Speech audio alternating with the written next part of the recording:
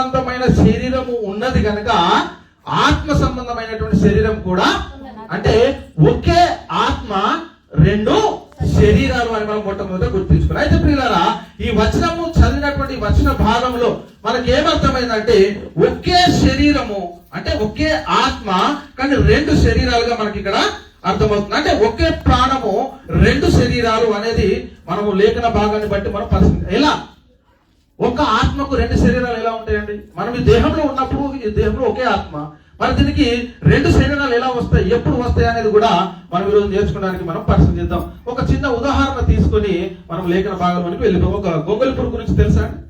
గొంగలి పురుగు అది గొంగలి పురుగుగా ఉండి కొద్ది దినములు గూడు కట్టుకొని ఆ తర్వాత అది రూపాంతరం చెంది ఏమైతుంది, ఒక చీతకోక చిలుకలాగా మారుతుంది. అంటే మనకు దీన్ని బట్టి ఏమర్థమైంది, అది ఒకే ప్రాణము గాని రెండు శరీరాలు దానికి ఇవ్వబడ్డట్టుగా మనకు కనబడుతుంది. అయితే ఎప్పుడు జరుగుతుంది అంటే అది కొద్ది దినాలు గూడు కట్టుకునేంత వరకు జీవించాలి. దేవుని స్తోత్రం కలుగుతుంది. అంటే కొద్ది సమయము అది గూడు కట్టుకునేంత వరకు జీవించాలి. జీవించిన తర్వాత ఏమైతుందంటే అది రూపాంతరం చెంది ఒక చీతకోక చిలుకగా మార్చబడుతుంది. అయితే ప్రియులను మనం పరిశీలన చేస్తే మరి గొంగలి పురుగుగా ఉన్నప్పుడు ఎంతమంది దాన్ని పట్టుకోవడానికి ముట్టుకోవడానికి ఇష్టపడతారు? ఏంటండి, దాన్ని ముట్టుకుంటే దద్దుర్లు చీ అంటే అది కనపడంగా. అదే కొద్ది దినాలు అది గూడు కట్టుకొని అది ఒక అందమైన చీతకోక చిలుకలా మారిన తర్వాత దాన్ని పట్టుకోవడానికి మనం అందరము పరిగెడతా ఉంటాం. అంటే ఒకప్పుడు ఘనహీనమైనదిగా కనబడ్డది, ఇప్పుడేమో అది మనకు ఘనమైనది ఒక అందమైనదిగా కనబడుతుంది. ఎలా జరిగింది రూపాంతరం? అంటే దేవుడు సృష్టించిన ఒక ఆత్మకు ఈ రెండు శరీరాలు ఎలా వచ్చాయి అనేది ఇక్కడ మనం, అందుకే పౌలు చెప్తున్నాడు కదా, ప్రకృతి సంబంధమైనటువంటి శరీరం ఉన్నది కనుక ఆత్మ సంబంధమైనటువంటి శరీరం కూడా ఉన్నది. కాబట్టి మనకి ఏమర్థమైంది అంటే ఒకే ప్రాణము కానీ ఏంటి రెండు శరీరాలు అని మనకి దీన్ని బట్టి మనకు చాలా స్పష్టంగా అర్థం. అయితే ఈ అక్షయ శరీరాన్ని ధరించుకోవాలంటే మరి ఎలా, ఈ లోకంలో మనకి ఎలా దొరుకుతుంది అనే దాని గురించి కూడా మనం ముందుగా పరిశీలన చేద్దాం. అయితే ఈ శరీరం గురించి, అంటే మొదటి శరీరం అయినటువంటి శరీరం గురించి మనం పరిశీలన చేస్తే ఈ బైబిల్ గ్రంథము ఈ శరీరం గురించి ఎన్ని పదాలు ఉపయోగించింది అని ఇక్కడ మనం చూస్తే, నేను అనే ఆత్మను ఎక్కడి నుంచి తీసుకుంటున్నామండి? నేను అనే ఆత్మ ఎక్కడి నుంచి వస్తుంది ఈ లోకానికి? తల్లి గర్భమును ఉండి, అంటే ఈ ఆత్మ తల్లి గర్భంలో ఒక శరీరాన్ని ధరించుకొని ప్రత్యేకంగా జీవించడానికి, అంటే కరణం ద్వారా ప్రత్యేకంగా ఒక ఆత్మ ఈ లోకంలో జీవించడానికి లోకంలోనికి ప్రవేశిస్తుంది. అయితే ప్రియులారా, ఈ శరీరాన్ని బైబిల్ గ్రంథం ఏం చెప్తుందంటే క్షయమైన శరీరము ఒకటి, ఘనహీనమైన శరీరము రెండు, ప్రకృతి సంబంధమైన శరీరము మూడు, మర్తమైన శరీరము నాలుగు, దీన శరీరము ఐదు.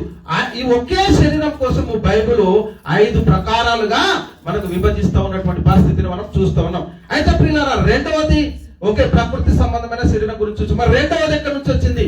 ఈ లోకంలో జీవించిన కాలంలోనే ఇంకొక శరీరాన్ని ధరించుకోవాలి. ఏంటి సంపాదించుకోలేదంటే అదే అక్షయ శరీరము. అయితే ప్రియులారా, మరి అక్షయ శరీరాన్ని గురించి బైబిల్ గ్రంథము ఏం చెప్తా ఉందని ఇక్కడ మనం పరిశీలన చేస్తే, ఈ అక్షయమైన శరీరం గురించి ఇదేంటంటే అక్షయమైన శరీరము, రెండవది మహిమగల శరీరము, మూడవది బలమైన శరీరము, నాలుగవది అమర్త్యమైనటువంటి శరీరము అని బైబిల్ గ్రంథము ఈ రెండు శరీరాల గురించి మనకు బైబిల్ గ్రంథంలో చాలా స్పష్టంగా కనబడుతుంది. అయితే ప్రియులారా, మనం దీన్ని సంపాదించుకోవాలి. ఈ లోకంలో ఉండగానే ఈ ఆత్మకు ఇంకొక శరీరాన్ని మనం ధరించుకోవాలి అంటే ఎలా, ఎప్పుడు ధరించుకుంటాం? ఇదంటే యేసుక్రీస్తు వారు రెండో రాకడ వచ్చినప్పుడు ఈ క్షయమైనటువంటి శరీరము, ఈ మర్త్యమైనటువంటి శరీరము, ప్రకృతి సంబంధమైనటువంటి శరీరము, ఈ దీన శరీరము మహిమగల శరీరముగా ఎప్పుడు మార్చబడుతుంది అంటే యేసుక్రీస్తు రెండో రాకడలో మార్చబడుతుంది. అయితే ప్రియులారా, మరి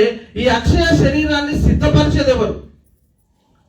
ఆత్మ ఒక శరీరాన్ని తల్లి గర్భంలో నుండి తీసుకొని లోకానికి వచ్చినటువంటి ఆత్మ మరొక శరీరాన్ని ధరించుకోవాలి అంటే మరి ఈ శరీరం ఎవరి ద్వారా కట్టబడతా ఉంది?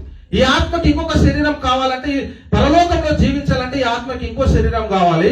ఈ శరీరము మరి ఎక్కడ సిద్ధపరచబడుతుంది అనేది మనం మొట్టమొదట గుర్తించుకోవాలి. అయితే ప్రియులారా, ఒక మాట క్షేమైన శరీరము నేను అనే ఆత్మ ఈ లోకంలో జీవించుచుండగానే మనం ఏం చేయాలట? నేను అనే ఆత్మ పరలోక రాజ్యం వెళ్ళాలంటే దీనికి అక్షయ శరీరం అనేది తప్పనిసరిగా అవసరం. ఎందుకు అక్షయ శరీరమే ఎందుకు కావాలి? ఈ శరీరంతో వెళ్ళలేమో పరలోకం? వెళ్ళగలుగుతాం? ఈ లోకం పరలోకము ఈ శరీరంతో ఎందుకు వెళ్ళలేము? మరి ఎందుకు అక్షయ శరీరమే కావాలి? మనము ఫస్ట్ ఉదాహరణగా మనం పరిశీలన చేస్తే, ఈ శరీరము దేవుడు ఈ లోకంలోనే జీవించడానికి చేశాడు. అంటే మానవ నివాస యోగ్యంగా భూమిని సిద్ధపరిచి స్థిరపరిచాడు. అయితే ప్రియులారా, మరి ఈ శరీరంతో పరలోకం ఎందుకు వెళ్ళలేము అంటే, ఈ శరీరం ఒక గ్రహానికి వెళ్ళాలంటే ఏం కావాలంటే కృత్రిమమైనటువంటి ఆక్సిజన్. ఈ భూగ్రహం నుండి సపోజ్ చెప్పాలంటే చంద్రమండలం వెళ్ళాలంటే ఇలాగ వెళ్ళిపోతే బ్రతకగలుగుతామా అంటే బ్రతకలేము. ఎందుకంటే కృత్రిమంగా దీనికి ఆహారం కావాలి, ఆక్సిజన్ తో సహా తీసుకొని వెళ్తేనే ఈ శరీరం వేరే గ్రహం మీద జీవిస్తుంది. అంటే దేవుడు చేసినటువంటి గ్రహాల్లోకి వెళ్ళాలంటేనే ఈ ప్రకృతి సంబంధమైన శరీరానికి కృత్రిమంగా అవసరము గాలి, ఆక్సిజన్, ఆహారం కావాలి. ఎందుకనంటే ఈ శరీరము ఇక్కడే ఉంటది, ఇది మన్నే కనుక తిరిగి మన్నైపోతుంది. ఇంకో పౌలు గారు లేఖనం ఏం చెప్తుందంటే, సహోదరులారా నేను చెప్పినది ఏమనగా రక్త మాంసములు దేవుని రాజ్యమును స్వతంత్రించుకొన నేరవు. అంటే ఇంకా మనం చాలా స్పష్టంగా మనకు అర్థం కావాలి, నేను మనమై ఉన్నటువంటి ఆత్మలమైన మనము ఈ లోకంలో జీవిస్తున్నాము అంటే మనకు ఒక శరీరం ఉంది. మరి పరలోకం కూడా వెళ్ళాలి, పరలోక రాజ్యంలో దేవునితో కూడా నివసించాలి అంటే ఈ ఆత్మకు ఇంకొక శరీరం కావాలి, అదే అక్షయమైనటువంటి శరీరం. చూడండి ఇక్కడ ఏం చెప్తున్నాడు పౌలు గారు. కొరింథీయులకు రాసిన మొదటి పత్రిక 15వ అధ్యాయము 50 నుంచి 54 వచనాలు మనం పరిశీలన చేస్తే, సహోదరులారా నేను చెప్పినది ఏమనగా రక్త మాంసములు దేవుని రాజ్యమును స్వతంత్రించుకున్న నేరము. ఇక్కడ అర్థమైంది, క్షయమైనది. అదే చెప్పాను కదా, క్షయత అక్షయతను స్వతంత్రించుకొనదు. ఇదిగో మీకొక్క మర్మము తెలుపుచున్నాను, మనమందరము నిద్రించము గాని నిమిషములో ఒక రెప్ప పాటున కడబూర మ్రోగగానే మనమందరము మార్పు పొందుతాం. ఏంటంటే రెప్ప పాటున కడబూర మ్రోగగానే మనమందరము మార్పు చెందుతామట. చదవండి, దూర మోగును అప్పుడు మృతులు అక్షయులుగా లేపబడుదురు, మనము మార్పు పొందుదము. ఏంటంటే చూడండి ఏం చెప్తున్నాడు ఇక్కడ, క్షయమైన ఈ శరీరము అక్షయతను ధరించుకొనవలసి ఉన్నది, మర్త్యమైన ఈ శరీరము అమర్త్యతను ధరించుకొనవలసి ఉన్నది. ఈ క్షయమైనది అక్షయతను ధరించుకున్నప్పుడు, ఈ మర్త్యమైనది అమర్త్యతను ధరించుకున్నప్పుడు విజయమందు మరణము మింగివేయబడినని వ్రాయబడిన వాక్యము నెరవేరుతుంది. ఎప్పుడంటే అంటే ఇక మరణం ఉండదు అక్షయ శరీరానికి. ఈ శరీరానికి మరణం ఉంటది కానీ అక్షయ శరీరానికి మరణం అనేది లేదు అని ఇక్కడ మనకు అర్థం. అంటే ఈ క్షయమైనది ఏం కావాలంటే అక్షయతను ధరించుకోవాలి, ఈ మర్త్యమైనది అమర్త్యతను ధరించుకోవాలి. అప్పుడేమైతుంది, విజయమందు మరణము మృంగివేయబడినని వ్రాయబడినటువంటి వాక్యము నెరవేరుతుంది ఇక్కడ లేఖనం మనకు అర్థం. అయితే పిల్లల మనం చాలా స్పష్టంగా మనం అర్థం చేసుకోవాలి. అంటే ఈ అక్షయ శరీరం మరి ఎక్కడుంది? ఈ ఆత్మకు ఒక శరీరం మనం తల్లి గర్భం నుండి తెచ్చుకున్నామని చాలా స్పష్టంగా మనకు అర్థమైంది. మరి రెండవ శరీరం ఎక్కడుంది? ఈ రెండవ శరీరం గురించి బైబిల్ గ్రంథం ఏం చెప్తుంది అనేది కూడా చాలా, అంటే బైబిల్ గ్రంథం చెప్తున్నది ఒకటి, నేటి క్రైస్తవ సమాజంలో బోధించబడుతున్నటువంటి బోధ మరి ఒకటి అనేది మనం పుట్టాం. అంటే ఏది సత్యము ఏది అసత్యము అంటే దేవుని సన్నిధిలోనికి వచ్చినటువంటి మనము ఏదో సంతోషంగా పాటలు పాడి మనం మాట్లాడుకొని వెళ్ళిపోవడం కాదు, కానీ దేవుని యొక్క ఆంతర్యాన్ని అనేది మనము గుర్తించాలి. దేవుని యొక్క ఆయన యొక్క చిత్తమేంటి అది మొదట గుర్తించగలగాలి మనం. అందుకే ఇక్కడ ఏం చెప్తుందంటే, భూమి మీద నివాసమైన మన గుడారం అట శిథిలమైపోతే మరి నేను అనే ఆత్మకు మరొక్క శరీరం కావాలి, అదే అక్షయ శరీరము. ఈ అక్షయ శరీరము మరి ఎవరు సిద్ధపరుస్తా ఉన్నారు, ఎవరి చేత సిద్ధపరచబడుతుంది అనేది మనం మొట్టమొదట గుర్తించుకోవాలి. పిల్లలు ఈ పరలోకం నుండి వచ్చు ఆ గుడారము ఎవరికి వస్తుంది అంటే ఎక్కడ సిద్ధపరచబడుతుంది అంటే పరలోకంలో సిద్ధపరచబడుతుంది అక్షయ శరీరం. మరి ఈ అక్షయ శరీరాన్ని మనం పొందుకోవాలి అని అంటే మరి మనం ఈ లోకంలో ఏం చేయాలి? మొదట మనం ముందే చెప్పాను, సంఘంలో చేర్చబడాలి. అంటే క్రీస్తునందు విశ్వాసం ఉంచి యేసుక్రీస్తు నామములో బాప్తిసం తీసుకొని సంఘంలో చేర్చబడాలి. పిల్లలు మరి సంఘంలో చేర్చబడిన తర్వాత మరి అక్షయ శరీరం ఎలా పొందుకుంటాం? ఎప్పటి వరకు? ఇక్కడ మనం చూస్తే గొంగలి పురుగు ఎప్పుడు సీతాకోక చిలుకలా మారింది?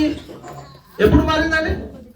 కొద్ది కాలము గూడు కట్టుకొని అందులో నివసించి ఆ తర్వాత రూపాంతరం చెంది అదొక అందమైనటువంటి సీతాకోక చిలుకగా మళ్ళీ రావడం జరిగింది.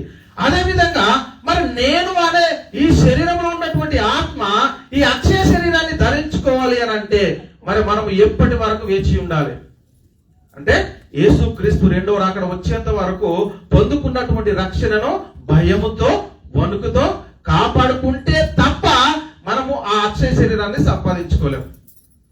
సీతాకోక చిలుకగా మారక ముందు గొంగలి పురుగు చనిపోతే అది సీతాకోక చిలుకగా మారుతుందా? మారదు. మరి ఎప్పుడు సీతాకోక చిలుకగా మారిందంటే కొంత దినములు కూడా కట్టుకున్న తర్వాత అది రూపాంతరం చెందింది. అదే విధంగా నేను క్రైస్తవునండి, నేను బాప్తిసం తీసుకున్నానండి, నేను సంఘంలో చేర్చబడ్డా, ఇక నాకేంటి అని అనుకుంటే నీకు అక్షయ శరీరం వచ్చేటటువంటి పరిస్థితి లేదు. ఎందుకనంటే అది పొందుకునేంత వరకు భయముతో వణుకుతో నీ సొంత రక్షణను కాపాడు. ఎప్పటి వరకు అంటే క్రీస్తు రెండో రాకడ వచ్చేంత వరకు లేక మనంతం వచ్చేంత వరకు కూడా మన విశ్వాస జీవితాన్ని మరి భయముతో వణుకుతో కాపాడుకునేటువంటి పరిస్థితి ఉంది. అయితే ప్రియులారా, యేసుక్రీస్తు వారు ఈ లోకంలో పరిచర్య జరిగిస్తున్నటువంటి కాలంలో చాలా సంగతులు చెప్తూ ఈ అక్షయ శరీరం కోసం కూడా మరి ఆ రోజు శిష్యులతో చెప్పడం జరిగింది. కానీ కొద్ది మాటలు ప్రభువు ఏం చెప్తున్నారంటే మీకు ప్రకృతి సంబంధమైన మాటలు చెప్తేనే మీరు గ్రహింపలేరు, కాబట్టి ఆత్మ సంబంధమైన సంగతులు చెప్తే మీరు ఎలా గ్రహించగలరు అని వారిని చెబుతూనే కొన్ని సత్యాలు వారికి చెప్పినట్టుగా మనకు కనబడతా ఉంది. ఇక్కడ ఈ అక్షయ శరీరం కోసము దేవుడు ఎలా సిద్ధపరుస్తా ఉన్నాడో, నేను ఎందుకు వచ్చాను మళ్ళీ ఎందుకు వస్తాను అని యేసుక్రీస్తు వారు చెప్తున్నటువంటి మాటలు మనం చూద్దాం. యోహాను సువార్త 14వ అధ్యాయము 2 నుంచి 4 వచనాలు మనం పరిశీలన చేస్తే, నా తండ్రి ఇంట అనేక నివాసములు కలవు, లేని ఎడల మీతో చెప్పుదును.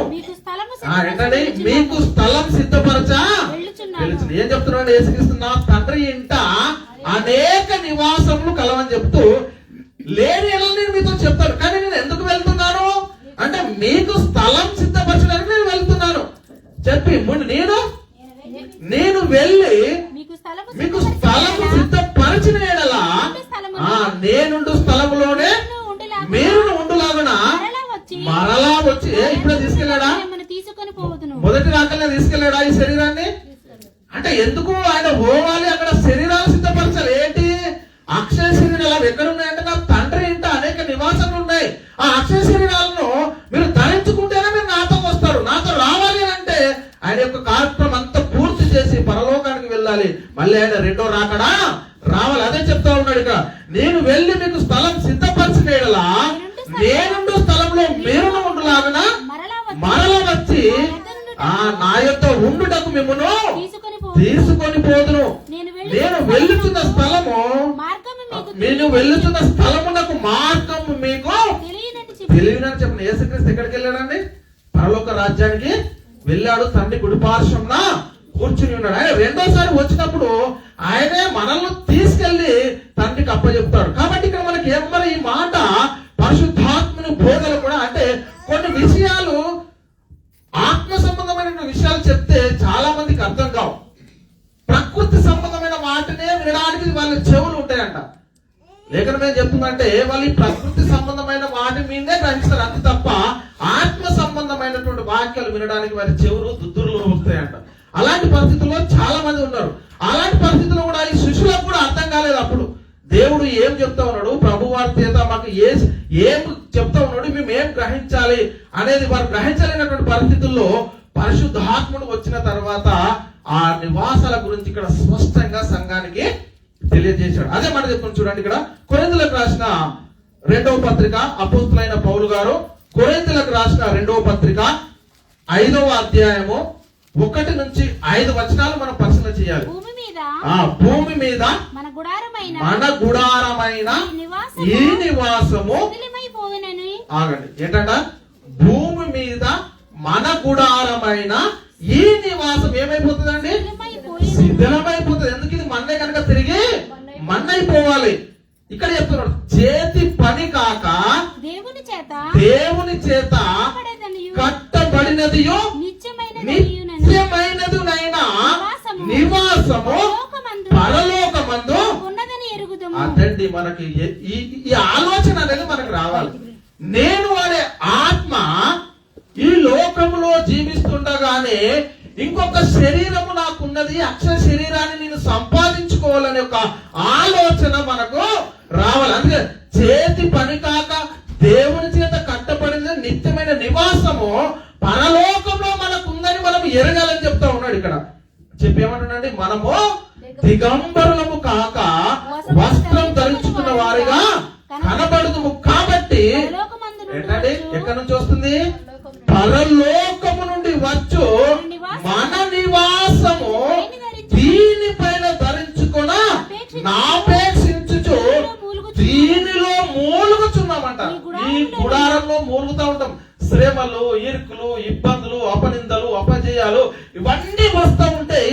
ఈ శరీరంలో ఎప్పటి వరకు మనం మూలగాలి అని అంటే ఆ అక్షయ శరీరాన్ని ధరించుకునేంత వరకు కూడా మనము ఈ శ్రమలతో పోరాడినటువంటి జీవితాన్ని మనము జీవించాలి. అదే చెప్పి ఏమంటున్నాడు ఇంకా, ఈ గుడారంలో ఉన్న మనము భారము మోసుకొని మూలుగుచున్నాము.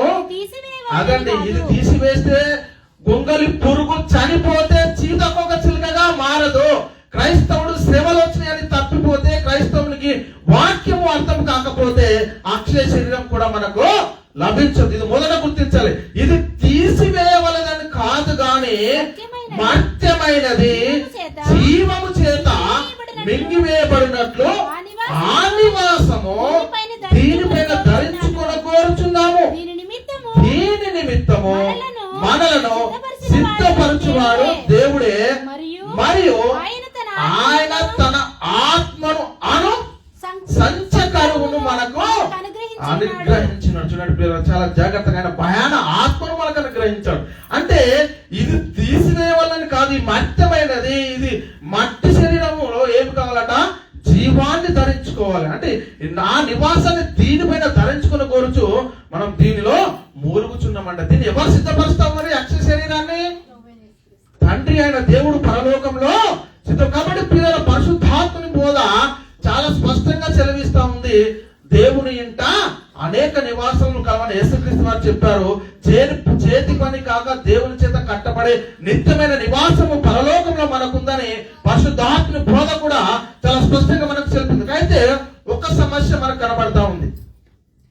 ఏంటి అంటే, క్రైస్తవ సమాజంలో చాలా మంది మేము బోధకులము అని పేరు పెట్టుకొని బైబిల్ యొక్క థియాలజీ లేకుండా, బైబిల్ దేవుని యొక్క సంకల్పం అర్థం కాకుండా, దేవుని యొక్క చిత్తం మీద అర్థం కాకుండా వాక్యాన్ని బోధిస్తూ 4 వచనాలు వస్తే బోధకులు అయిపోతా ఉన్నారు. ఈ రోజు వాళ్ళు ఏం చెప్తా ఉన్నారంటే, ఈ శరీరాలు ఎక్కడి నుంచి లేస్తాయట? యేసుక్రీస్తు రెండో రాకడ వచ్చినప్పుడు. అదే క్రైస్తవుని భ్రష్టు పట్టించేటటువంటి అపవాది బోధ అంటే అదే. పరిశుద్ధాత్ముని బోధనేమో దేవుని చేత కట్టబడిన నిత్యమైన నివాసము పరలోకంలో మనకుందని చెప్తా ఉంటే, మరి ఈ రోజు ఎక్కడి నుంచి లేస్తాయని చెప్తా ఉన్నారంటే, బొందల గడ్డలో నుండి, సమాధ తోటలో నుండి ఈ అక్షయ శరీరాలు లేస్తాయా? ఏముందండి బొందల గడ్డలో? ఏమున్నాయి? సమస్త కల్మషము, ఎముకలు, మట్టి. అది మట్టే. మళ్ళీ మట్టి శరీరం మళ్ళీ మహిమ శరీరం ఎలా మారుతుందండి? అది మట్టి అయిపోయిన తర్వాత మారదు. నువ్వు నిలిచి ఉండాలి. నేను అదే చెప్పిన, గొంగలి పురుగుగా చనిపోతే దానికి అక్షయ శరీరం అనేది ఉండదు. అది కొద్ది దినాలు బ్రతకాలి. ఎప్పుడు అక్షయ శరీరం ధరించుకుంటది అంటే, క్రీస్తు రెండో రాకడ రావాలి. అది కొద్ది దినాలు గూడు కట్టుకుంటేనే అది అక్షయ శరీరం ధరించుకుంటది. అంటే లేఖనము అనేది ఒక థియాలజీ ఉంటది. బైబిల్ యొక్క థియాలజీ తెలియకుండా వాక్యాన్ని బోధించే వారు ఈ రోజు అనేకులు ఉన్నారు. అంటే ఈ శరీరాలము ఎక్కడి నుంచి వస్తాయని అనేక మందిని భ్రష్టు పట్టిస్తున్నారు. అంటే బొందల గడ్డల నుంచా ఉందా? లేఖనం చెప్తా ఉందా బొందల గడ్డల నుంచి అక్షయ శరీరాలు వస్తాయని? ఇప్పటి వరకు చాలా స్పష్టంగా మనం చూసాము. దేవుని చేత కట్టబడే నిత్యమైన నివాసం ఎక్కడుందండి? పరలోకంలో మనకుందని మనం మొట్టమొదట గుర్తించాలి. ఇది ఎప్పుడు? యేసుక్రీస్తు రెండో రాకడ వచ్చినప్పుడు మట్టి శరీరంగా, అంటే మనం శరీరము అక్షయ శరీరాన్ని ధరించుకుంటది. లేకపోతే మన ప్రభు వచ్చినప్పుడు నిద్రించినటువంటి నీతి మంతులు ఎక్కడ ఉన్నారో? పరదేశంలో ఉన్నారు. అక్కడ నుండి ఈ అక్షయ శరీరాలు ధరించుకొని వస్తారు. అంతే తప్ప బొందల గడ్డలో ఏమి కూడా లేదు. అందుకే లేఖనం ఏం చెప్తుందంటే, ఇలాంటి బోధ చేసే వారి గురించి లేఖనం ఒక చక్కటి మాట చెప్పిందండి. ఇది ఆశ్చర్యం కాదు, సాతాను తానే వెలుగుదూత వేషం ధరించుకొని ఉన్నాడు గనక వాడి పరిచారకులకు నీతి పరిచారకుల వేషం ధరించబోయేశాడు. వాడు బోధించేది భిన్నమైన బోధ, కానీ ధరించుకున్నది నీతి పరిచారకుల వేషము. గొప్ప ఇక్కడ చెప్తూ ఇది ఈ గనక వారి పరిచారకులకు నీతి పరిచారకుల వేషం ధరింపుకొనుట గొప్ప సంగతి కాదు, వారి వారి క్రియ చొప్పున వారికి అంతం వచ్చేటటువంటి పరిస్థితిని మనం లేఖనాల్లో చూస్తాము. అయితే పిల్లలు మనం చాలా జాగ్రత్తగా మనం పరిశీలన చేయాలి. అందుకే చెప్తున్నా ఏంటంటే సంఘానికి వచ్చినటువంటి మనము ఏదో వింటున్నామో పోతున్నామో కాదు. అక్కడ పౌలు ఏమంటాడంటే ఏథెన్స్ లో ఉన్నవారట ఏదో ఒక కొత్త సంగతి చెప్పేందును వినటేందును మాత్రమే కాలం గడుపుతా ఉన్నాడు. కాలం గడిపితే లాభం ఏముంది? కాలం గడిపితే లాభం లేదు. బైబిల్ పరిశీలన చేయాలి. దేవుడు నిన్ను ఎందుకు సిద్ధపరిచాడో, అసలు దేవుని సంకల్పం ఏంటో మనకు అర్థం కావాలి. ఏదో ఒకటి చెప్తే వింటే సరిపోదు. నిజంగా అది లేఖనానుసారమా కాదనేది మొట్టమొదట గుర్తించగలగాలి. అందుకే ప్రియులారా పౌలు గారు కొరింథీ సంఘాన్ని హెచ్చరిస్తా ఉన్నాడు. ఎందుకు హెచ్చరిస్తా ఉన్నాడు, ఎందుకు బాధపడతా ఉన్నాడు అంటే దేవాశక్తితో చదవండి. కొరింథీయులకు రాసిన 2వ పత్రిక 11-2-3 వర్షాలు మనం పరిశీలిస్తే పౌలు గారు సంఘాన్ని సత్యంలో సిద్ధపరిచిన తర్వాత బాధపడుతున్నటువంటి మాట ఇది. దేవాశక్తితో మీడలా ఆసక్తి కలిగి ఉన్నాను, ఎందుకనగా పవిత్రురాలైన కన్యకనుగా ఒక్కడే పురుషునికి అనగా క్రీస్తుకు సమర్పించవలనని మిమ్మను. అదండి సంఘము ఎలా సిద్ధపరచబడాలి? పవిత్రురాలైనటువంటి కన్యకగా ఉండాలండి సంఘము. అలాంటి సంఘాన్ని పౌలు గారు సిద్ధపరిచారు కొరింథీ సంఘంలో. కానీ అక్కడ జరుగుతుంది ఏంటంటే సర్పము తన కుయుక్తి చేత అవ్వను మోసపరిచినట్లు మీ మనసులను చెరపబడి క్రీస్తున్న సరళత నుండి పవిత్రత నుండి ఎట్లైనా తొలగిపోవునేమో అని భయపడుచున్నాను. ఎందుకంటే సాతాను తానే వెలుగుదూత వేషం ధరించుకొని వారి పరిచారకులకు నీతి పరిచారకుల వేషం ధరింపజేశాడు. ఇది ఆశ్చర్యం కాదని చెప్తున్నటువంటి మాటలు. ఎందుకనంటే సంఘము అనేది పవిత్రురాలైనటువంటి ఒక కన్యకగా సిద్ధపరచబడాలి. అలాంటి వాక్యం సంఘానికి అవసరము. ఆ సంఘాన్నే ప్రభు వచ్చినప్పుడు ఆయన తీసుకెళ్తాడు. అందుకే ప్రభు ఏమంటాడంటే విశాల మార్గంలో ప్రవేశించేవారు అనేకులు, ఇరుకు మార్గంలో ప్రవేశించేవారు కొందరే. అంటే విశాల మార్గం ఎక్కడికి పోతుందంటే అది నాశనమునకు పోవచ్చుందట, ఇరుకు మార్గము జీవమునకు కారణమైనదని చెప్తా ఉన్నాడు. అంటే ప్రియులారా సంఘము అనేది సత్యములో కట్టబడాలి.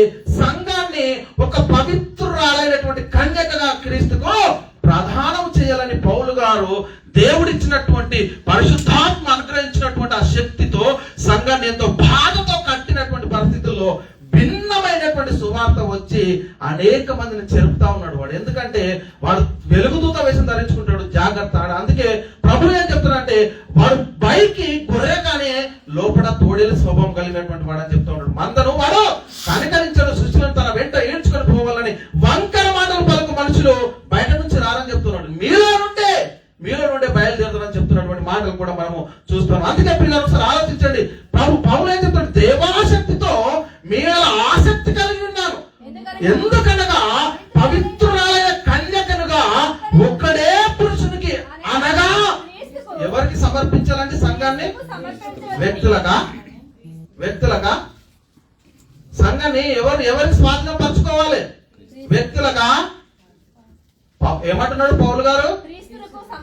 క్రీస్తుకు సమర్పించవలనని మిమ్మల్ని ప్రధానం చేసిన. అందుకే ఇలాంటి పరిస్థితి వచ్చినప్పుడే పౌలు గారు చెప్తారు, ఒకడు పౌలు వాడును ఒకడు తిమోతి అంటే చెప్తాడు. అక్కడ పరిస్థితి అంటే మన కొరింథీయులకు రాసిన 1వ పత్రిక మనం పరిశీలన చేస్తే 1వ అధ్యాయంలో వాళ్ళు చెప్తారు, నేను ఒకడు కేఫా వాడను, నేను ఒకటి పౌలు వాడను అంటే అక్కడ చాలా స్పష్టంగా చెప్పాడు ఆయన. పౌలు మీకోసం సిలువ వేయి ఉన్నాడా? మీరు పౌలు నామమున బాప్తిసం తీసుకున్నారా? ఏంటి అసలు మీరు సంఘాన్ని దేనికి సిద్ధపరుస్తా ఉన్నారు? పవిత్రులైన కన్యకగా క్రీస్తుకు సమర్పించవాలని సిద్ధపరుస్తా ఉన్నారా, లేక మనుషులకు సిద్ధపరుస్తా ఉన్నారా? ఏంటి దేవుని యొక్క సంకల్పం ఏంటి? ఎప్పుడైనా ఆలోచన చేశామా? దేవుని యొక్క చిత్తం ఏంటో మనకు ఆలోచన వచ్చిందా? చాలా జాగ్రత్తగా మనం పరిశీలన చేయాలి ప్రియులారా. సర్పము తన కుయుక్తి చేత ఏం చేసిందట? అది అవ్వను మోసపరిచినట్లు మీ మనసులను చెరుపబడి ఇదండి క్రీస్తులో ఉన్న సరళత నుండి పవిత్రత నుండి ఎట్లయినానో తొలగిపోనని భయపడాల్సినటువంటి పరిస్థితి. ఒక కన్యకనుగా క్రీస్తుకు సమర్పించాలి. అప్పుడే ఈ అక్షయ లోకము, ఈ లోకంలో ఉన్నటువంటి మనము ఈ అక్షయ శరీరాలు ధరించుకొని ప్రభు దగ్గరికి వెళ్ళేటటువంటి పరిస్థితి. కాబట్టి ప్రియారా, ఈ శరీరము క్షయమైన శరీరము, ఈ ఘనహీనమైన శరీరము, ఈ ప్రకృతి సంబంధమైన శరీరము, ఈ మధ్యమైన శరీరము, ఈ దీన శరీరము, ఈ శరీరము ఎంతకాలం ఈ లోకంలో ఉంటది? ఎంతకాలం జీవిస్తారండి శరీరము? యుగ యుగాలు జీవిస్తుందా? అంతం లేకుండా జీవిస్తుందా? నో, లేదు. దేవుడు ఆల్రెడీ తీర్పు తీర్చాడు. ఒకప్పుడు నేను ఫస్ట్ అదే చెప్తా ఉంటాను, మెతుశెల 969 సంవత్సరాలు బ్రతికాడు. ఆ విధంగా దేవుడు అంటున్నాడు, నరులతో ఎల్లప్పుడూ నా ఆత్మ వాదించదు వారి 120 సంవత్సరాలు అన్నాడు. కీర్తన గ్రంథం వచ్చేసరికి ఏమంటున్నాడు? 78 అన్నాడు. పరిశుద్ధాత్మ బోధకు వచ్చేసరికి ఇంతలో కనబడి అంతలో మాయమైపోయే నీటి ఈ లోకంలో, ఈ శరీరంలో ఉన్నటువంటి మనము మరి ఆ పరలోక రాజ్యం వెళ్ళాలంటే ఈ శరీరానికి ఇంకొక శరీరం కావాలి. అది అక్షయమైన శరీరం. ఈ ఆత్మకు అక్షయ శరీరం కావాలి అంటే మరి మనం దాన్ని సంపాదించుకోవాలి. దాన్ని సంపాదించుకోవాలంటే పౌలు చెప్తున్నాడు, పవిత్రురాలైనటువంటి కన్యకగా క్రీస్తునకు సంఘాన్ని అప్పచెప్పాలి. అప్పుడే ఆయన వచ్చినప్పుడు ఆయన అందున్న వారే తీసుకెళ్తాడా, లేకపోతే అందరినీ తీసుకెళ్తాడా? ఆయన అందున్న వారిని. కాబట్టి ఆ సంఘము అనేది పవిత్రురాలైనటువంటి కన్యకనగా ప్రభువుకు సమర్పించాల్సినటువంటి బాధ్యత ఈరోజు ఒక సంఘ కాపరి మీద ఉండేటువంటి పరిస్థితి. కాబట్టి ప్రియులారా, ఇది క్షేమ. ఇక్కడ మనం చాలా స్పష్టంగా మనం పరిశీలన చేస్తే చెప్పుకుంటూ పోతే మా ఆయుష్ కాలం 70 సంవత్సరంలో అధిక బలము 80. ప్రసంగికి వచ్చేసరికి మన్నైనది వెనకటి వాళ్ళే మన్నైపోవును, మరి ఆత్మ దాన్ని దయచేసిన దేవుని యుద్ధకు వెళ్తాను చెప్తుంది. అదే విధంగా ఆది కాలంలో చూసినట్టయితే నువ్వు నేలకు తిరిగి చేరు వరకు నీ ముఖపు చెమట కార్చి ఆహారం తిందువు, ఏలైనగా నువ్వు మన్నే కనుక తిరిగి ఏమైపోతావు? మన్నైపోతావు అని చెప్తావు. కాబట్టి పిల్లలు ఆలోచించండి, యేసుక్రీస్తు వారు రెండోసారి వచ్చినప్పుడు ఈ మన్నైనది అక్షయ శరీరంగా మారుతుందా? ఇది మన ప్రశ్న. ఎందుకంటే నేను మాట్లాడిన దానికి ప్రతి ఒక్కటి రిఫరెన్స్ ఉంటుంది, ప్రతి ఒక్కటి బైబిల్ నుంచి మాట్లాడతాను. నా సొంత మాట ఏది కూడా మాట్లాడా. ఎందుకు అంటే నేను కూడా చెప్పాలి కాబట్టి. ఏంటంటే అసలు ఈ సమాధుల్లో ఉన్నది ఏంటండి? సమాధిలో ఏముంటది? చనిపోయిన తర్వాత సమాధిలో ఏమైపోతుంది? ఎముకలు ఉంటాయి, కల్మషం ఉంటది, అంతే తప్ప అందులో అక్షయ శరీరాలు ఎలా వస్తుంది? మరి మన్నైనది ఎందుకంటే మన్న అయిపోయిన తర్వాత మరి దేవుని చేత కట్టబడే నిత్యమైన నివాసం పరలోకంలో ఉన్న తర్వాత మళ్ళీ బొందల గడ్డల్లోంచి ఎక్కడి నుంచి వస్తుందండి? ఎంత అన్యాయ బోధ జరుగుతుందో చూడండి, ఎంత అసత్య బోధ లోకంలో. అంటే వీళ్ళకి ఏంటి అని అంటే, ఒక వ్యక్తి చెప్పాడండి, ఆ వ్యక్తి చెప్తే మేము నమ్ముతాం, ఇంకో వ్యక్తి చెప్తే ఎందుకు? మన బుద్ధి ఎక్కడికి పోతుంది అంటే మనం విశ్వాస జీవితంలో కట్టుకోవట్లా, మనము దేవుని వాక్యానికి అప్పగించుకోవట్లా, మనము దేవుని సత్యానికి అప్పగించుకోవట్లా, కానీ మనుషులకు దాసులు అయిపోతున్నాం. అందుకే పౌలు అంటాడు, నేను మనుషులను సంతోష పెట్టకూడదు అని అయితే క్రీస్తు దాసులను కాకపోదును. మనుషులను సంతోష పెట్టకూర్చున్నారా? నిన్ను లేక దేవుని సంతోష పెట్టకూర్చున్నాను అంటాడు. దేవుని సంతోషపరచడానికి రావాలి కానీ మనుషులను సంతోష పెట్టడానికి కాదు సంఘానికి వచ్చేది. ఎందుకు మన జీవితం మారట్లేదు అంటే సత్యానికన్నా ఎక్కువ మనుషుల మీద ఆధారపడుతున్నావు కాబట్టి, బైబిల్ కన్నా ఎక్కువ వ్యక్తుల మీద ఆధారపడుతున్నావు కాబట్టి నీ బ్రతుకు మారట్లే, నీ జీవితం మారట్లే, నీ హృదయంలో పరిశుద్ధాత్మ కార్యసిద్ధి కలగట్లా. సరే ఆలోచన చేయండి ప్రియ సంఘమా, ఎందుకు వస్తున్నావు సంఘానికి? పవిత్రురాలైన కన్యకగా క్రీస్తుకు సమర్పించాలని పౌలు గారు ఎంతో ఆవేదనతో సంఘాన్ని సిద్ధపరిస్తే సాతాను ఈరోజు సంఘాలు ఏం చేస్తున్నాడు అండి? గొడవలు. దేవాసక్తి మీద ఆసక్తి కలిగి ఉన్నాడని చెప్తే వీడు వెలుగుదూత వేషం ధరించుకొని వారి పరిచారకులకు నీతి పరిచారకుల వేషం ధరింపజేశాడు. ఇది ఆశ్చర్యం కాదు అంటాడు. ఆలోచన చేయండి ప్రియ సంఘమా, ఏంటి సత్యం ఏంటి అసత్యం ఏంటి మనకు అర్థం కావద్దా? వచ్చి బొమ్మలో కూర్చుని పోతే సరిపోతుందా? ఎవరైనా చెప్తే ఇలా అంటే సరిపోతుందా? నీ ఆత్మ నిన్ను ఎవరు కూడా నీడు కూడా తీసుకురాలేను, దేవుని వాక్యమే నిన్ను తీసుకెళ్తుంది పరలోకం. హల్లెలూయా. ఏంటంటే వ్యక్తుల మీద కాదు, నువ్వు దేవుని వాక్యం మీద నిన్ను కట్టుకో. ఎందుకంటే నేను ఇక్కడ మట్టుకే నడిపిస్తా, కానీ పరలోక రాజ్యం వెళ్ళాలంటే నేను నడిపించేది దేవుని వాక్యమే. దేవునికి స్తోత్రం కలుగును గాక. ఏంటంటే ఏం ఆలోచిస్తున్నాం మనం? మన జీవితాలు మారాలి అంటే మొదట బైబిల్ చదవాలి, దేవుని యొక్క సంకల్పం మనకు అర్థం కావాలి. అందుకే ఇక్కడ ప్రియులారా మనం పరిశీలన చేస్తే యేసుక్రీస్తు వారు చెప్తున్నారు. ఇప్పుడు ఆలోచిద్దాం, ఒకవేళ సమాధులలో నుంచే శరీరాలు లేస్తాయంటే యేసుక్రీస్తు వారు అబద్ధికుడే. సమాధుల్లో నుంచి శరీరాలు అక్షయ శరీరాలు లేస్తాయనంటే యేసుక్రీస్తు అబద్ధికుడు అవుతాడు. ఎందుకు అబద్ధికుడు అవుతాడు అంటే యేసుక్రీస్తు చెప్తున్నాడు చూడండి, మత్తయి సువార్త 23వ అధ్యాయము 27వ వచనము. మత్తయి సువార్త 23వ అధ్యాయం 27వ వచనం. అయ్యో వేషధారులైన శాస్త్రులారా. ఒక్క నిమిషం ఆగండి. ఎవరండి వీళ్ళు? శాస్త్రులు, పరిచయులు ఎవరు అంటే వాళ్ళ యొక్క పనేంటి? శాస్త్రుల పరిశీలన యొక్క పనేంటి? ధర్మశాస్త్రాన్ని ప్రకటించడం. ఎవరికి? ఇశ్రాయేలీయులకు. దేవుని వాక్యాన్ని చెప్పేటటువంటి వారిని ఏమంటున్నాడు?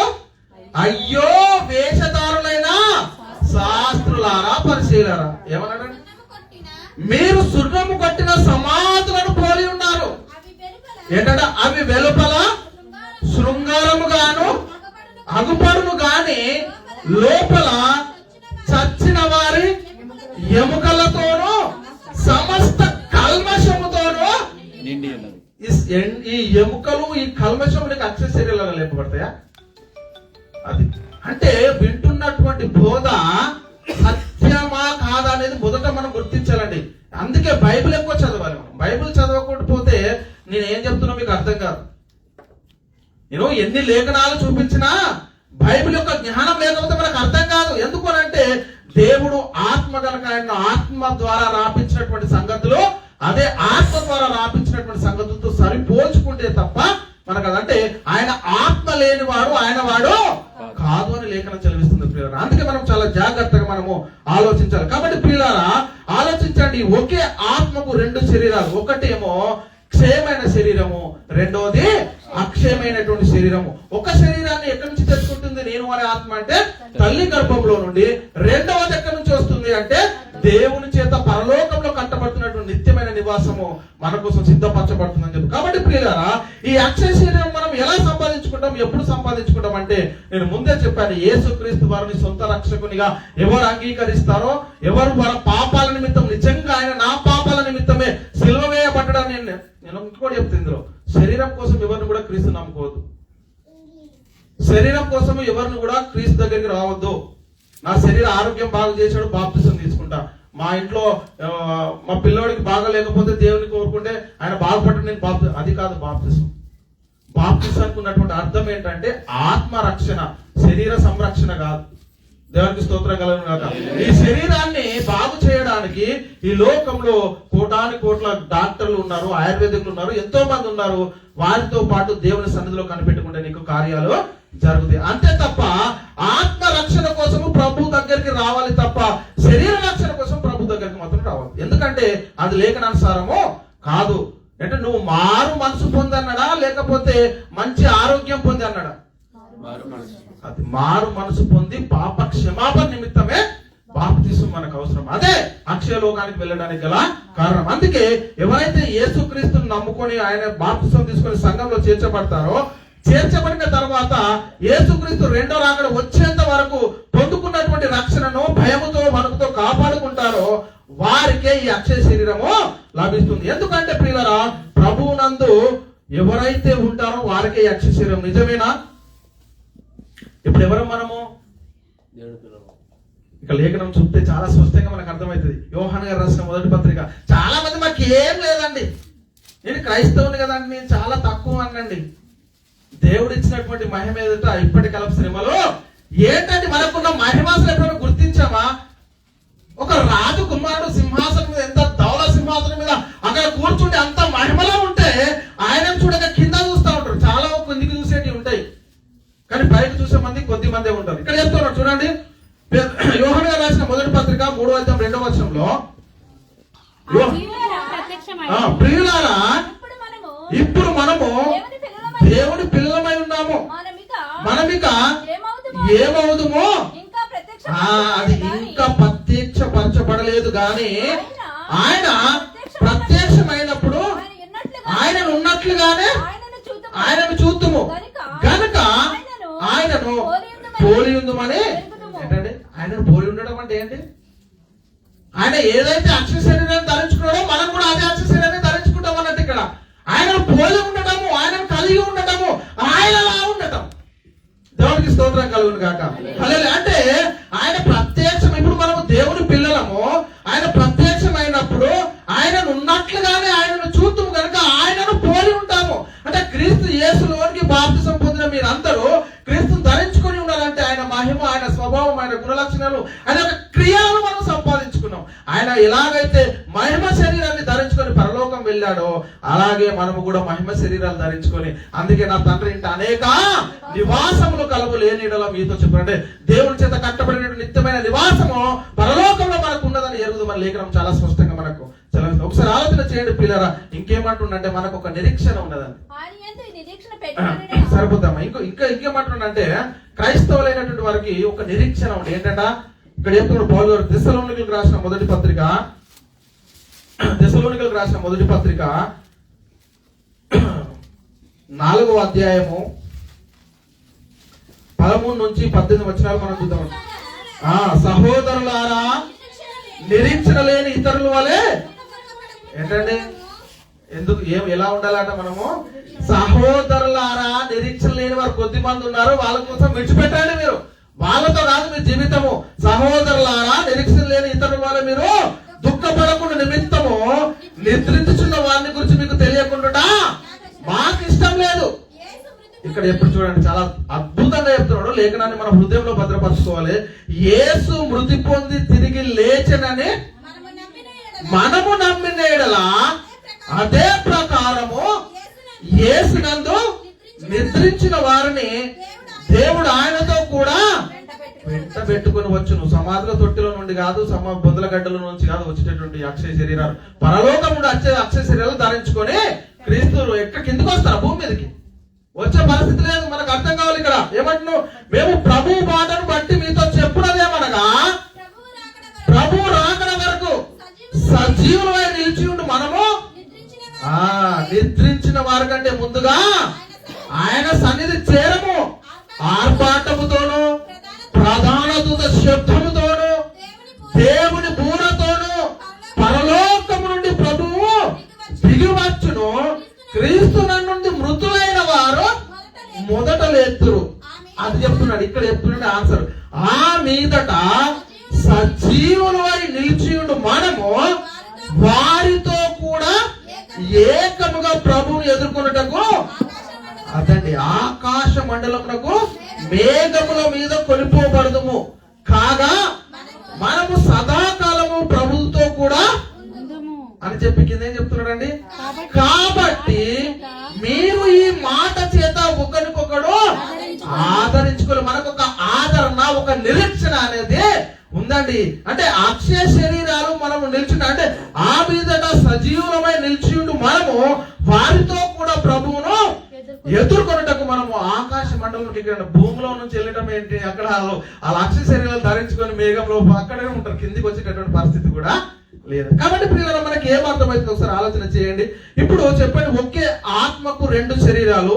ఒక శరీరం ఏమో మనం తల్లి గర్భం నుండి తెచ్చుకుంటున్నాము, ఇది క్షయమైన శరీరం అంటూ ఉన్నాం. రెండవది అక్షయ శరీరము, ఇది ఎవరైతే క్రీస్తునందు పవిత్రులైన కన్యకగా క్రీస్తుకు సమర్పించవాలని మీరు ఎవరికైతే ప్రదానం చేశాడో పౌలు చెప్తా ఉన్నాడో, అలాగే క్రీస్తు వచ్చేంత వరకు వారిని కాపాడుకుంటూ మరి దేవుని యొక్క మహిమలో కాపాడబడుతూ మరి ఆయన వచ్చేంత వరకు ఆయన ఎవరైతే భయముతో వణుకుతూ వారి రక్షణను కొనసాగిస్తారో వారు ఈ అక్షయ శరీరాన్ని ధరించుకొని ప్రభువుతో మరి పరలోకం వెళ్ళి సదాకాలం అక్కడ ఉండేటటువంటి పరిస్థితి ఉంటది. అంతే తప్ప ఈ సమాధిలో నుండి వచ్చేటటువంటి పరిస్థితి లేదని మనం మొట్టమొదట గుర్తుంచుకోవాలి. ఎందుకనంటే చాలా మంది బోధ నేను విన్నాను కాబట్టి నేను చెప్తా ఉన్నాను. ఎందుకనంటే సంఘాన్ని ఎలా సిద్ధపరచాలంట? కన్యకని అంటే సత్యంలో సిద్ధపరచాలి, అసత్యంలో కాదు. ఏంటంటే ఇంతమంది ఆత్మల విషయంలో నేను తప్పు చేస్తే ఒక్క ఆత్మ విషయంలో దేవుడే ప్రతిదండన ఉంటే ఇన్ని వేల ఆత్మల విషయంలో ఎంత ప్రతిదండన ఉంటది బోధకునికి అర్థం కావాలి. అంటే లేఖనాన్ని బోధిస్తున్నటువంటి మనము దేవుని వాక్యము సజీవమై బలము గలదై 2 అంచుల ఎటువంటి ఖడ్గం కంటేను వాడిగా ఉండి కీళ్లను మూలుగులను ప్రాణాత్మలను విభజించినంత మట్టుకు దూరుచు హృదయం యొక్క తలాంపులను పరిశోధిస్తాయి. అంటే దేవుని వాక్యము అనేది అటు ఇటు ఉంటది. చెప్పేటటువంటి నువ్వు సత్యం చెప్తా ఉన్నావా, వినేటటువంటి వాళ్ళు సత్యం వింటా ఉన్నారా అనేది హృదయంలో ఆలోచన కావాలని ఇక్కడ మనకు లేఖనం చూపిస్తుంది. ఒకసారి ఆలోచన చేయండి ప్రియులారా. అందుకే ప్రకృతి సంబంధం ముగించుకుందాం, అయిపోయింది. ప్రకృతి సంబంధమైన శరీరంగా విత్తబడి ఆత్మ సంబంధమైన శరీరంగా లేపబడును. ప్రకృతి సంబంధమైన శరీరం ఉన్నది కనుక ఆత్మ సంబంధమైన శరీరం కూడా ఉన్నది. అంటే ఇక్కడ మనం ఆలోచించాలి. ఇప్పుడు క్రీస్తునందు విశ్వాసం ఉంచినటువంటి మనము క్రీస్తు రెండో రాకడ వచ్చేంత వరకు మనం కనిపెట్టుకుంటే మనకు నేను అనే ఆత్మ ఈ లోకంలో జీవించడానికి ఈ శరీరం ఎలాగైతే అవసరమో పరలోక రాజ్యం దేవుని సన్నిధికి వెళ్ళాలంటే ఈ అక్షయ శరీరం కూడా అంత అవసరము. ఈ అక్షయ శరీరాన్ని తండ్రి మనకు పరలోకంలో సిద్ధపరుస్తా ఉన్నాడు. క్రీస్తు రెండో రాకడ వచ్చినప్పుడు మనము ఆ అక్షయ శరీరాలు ధరించుకొని ప్రభువును ఎదుర్కొనుటకు ఆకాశ మండలంకు వెళ్తాము. అక్కడ నుండి ప్రభు తీసుకెళ్లి దేవుని సన్నిధిలో సదాకాలము మనము జీవించిన పరిస్థితి ఉంటది. ఆ మీదట ఈ అక్షయ శరీరానికి మరణము అనేది ఉండదు.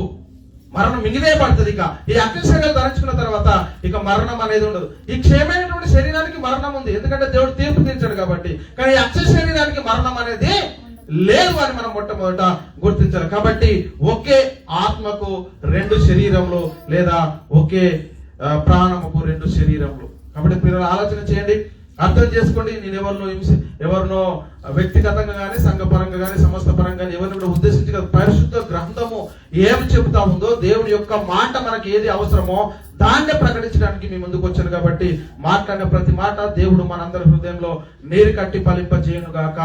ఆమేన్. అందరికీ వందనములు. దేవునికి స్తోత్రం.